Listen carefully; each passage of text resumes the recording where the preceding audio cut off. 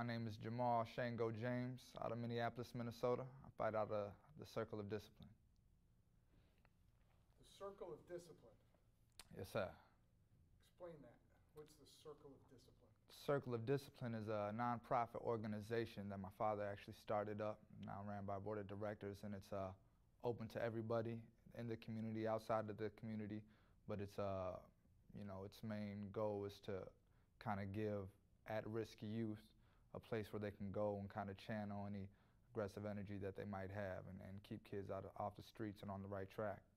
It's we strive to build, people mentally, physically, and spiritually, and the circles, because you need 360 degrees of really working on yourself and perfecting, whether you're doing boxing or whether you just regular, living life and stuff. I was brought up through the program, of course, because my family, I come from like a lineage of fighters, and through that program I watched, a lot of people get helped through it, not even just kids, but young men and women, and it just kind of changes them. And in order to do boxing, you have to be disciplined at it, but that discipline, goes out and helps you with life, with your own life, whether you're working a job, whether you're doing stuff with your family or whatever else. And if you're going to be a top athlete in the boxing career, you need to have all day. You need to be as good outside the ring as you are inside the ring, and that's what we kind of teach down there. Oh man, well, like I said, I've been boxing since I was a little kid. I grew up in the gym, and all the trials and tribulations from being an amateur and fighting in, a number of national tournaments, winning some, losing some, feeling like I got robbed in a few of my matches, and being able to be disciplined and sticking with it, because there's a lot of times where you kind of might second guess whether you really want to do this or not. I mean, you got to sacrifice a lot, especially if you're trying to make it big in the pro game at least. You can't be out partying, your friends is doing this and that, and you got to give a lot of that stuff up, focus on your training.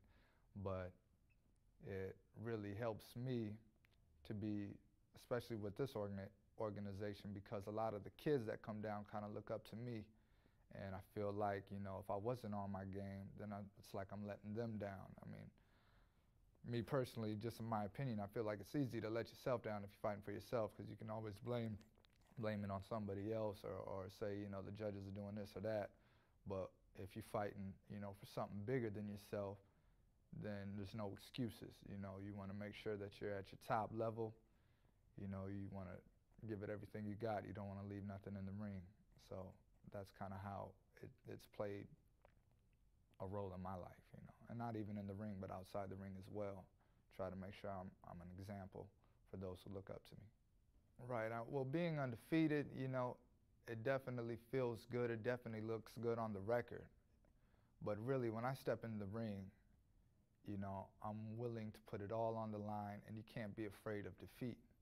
You know what I mean? If I was afraid to get beat, then I might fight overly cautious or overthink the fight, and the nerves might get the best of me. When I step in the ring, my main goal is to listen to my corner and make sure I don't leave anything in the ring, and if I've done that and I lose the fight, but my father, who's my coach, and my older brother, who's the second in the corner there, they said I did good and I listened to them, then then I feel good about it, and then I'm fine about it. But if I go in there and they're telling me what to do, and I'm messing up, or I feel like I ain't trained all the way, and now it's starting to wear on me as the rounds progress, then then I'm gonna beat myself up real hard about it. But otherwise, the record is, I don't even think about the record. I just think about, not leaving anything in the ring. I have a small group of people that I really care about what they really say, Not to say that I don't care about what my buddies say, my buddies, I mostly hang out with my brothers. I got a bunch of brothers, so I hang out with my brothers that are closer to me in age. And it feels good, but at the end of the day, I only really care about what my father or my older brother think, and how I look to these kids, you know what I mean? I mean, if I lose a fight, it feels bad because I might feel like I let the kids down that look up to me. But like I said, boxing is a part of life. when you're living life, you ain't always gonna live it perfect. You're gonna be knocked on your tail sometimes. It's about how you respond to that, how you get back up. I'm in the ring, ain't nobody, everybody can be beaten. I don't care how good you are. There's somebody for everybody. You know what I mean? So I don't worry about the loss. I worry about making sure that I'm on point. And I feel like if I'm on point, I'm listening to my corner, I've been training to, the top level and I'm in top shape, I feel like I won't get beat. So I don't really worry about the loss because I know as long as I'm doing what I'm supposed to do, I shouldn't be beat. Mike, I don't know too much about him. I know that he's a southpaw from Hawaii. He took the fight on a short notice, so I know he has heart. That tells me one to three things. Either taking a fight on that short of a notice, I feel like either he's been training and he's been waiting to upset somebody, which is cool because, we want harder fights. I'm going for top level stuff, so if I can't beat guys like that, then I really shouldn't be going for, the top level cats. So, I definitely hope he comes in and brings it, which I assume he's going to do. But it also might say that maybe he just needs a quick buck, and he's found this opportunity. But, whoever I get in there with, I never underestimate anybody. I learned that, the hard way fighting in amateurs. Underestimate somebody and they over there whipping my tail the next minute, So I don't underestimate anybody. Every fight I take, it's like a championship fight to me. So, all I can assume is that he's coming to bring it. So we're going to be ready for him. We're going to bring it as well.